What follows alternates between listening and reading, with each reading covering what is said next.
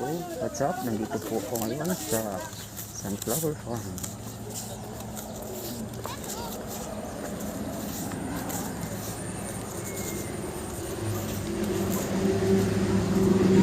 So, medyo mainit na.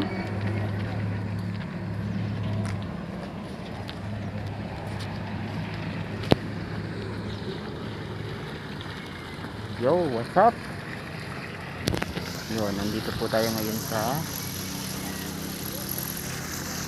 tawag dito, sa fish feed.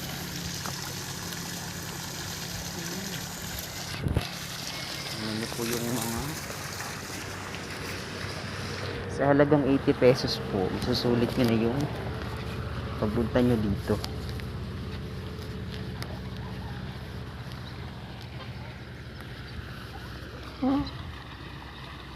Ano po yun ah.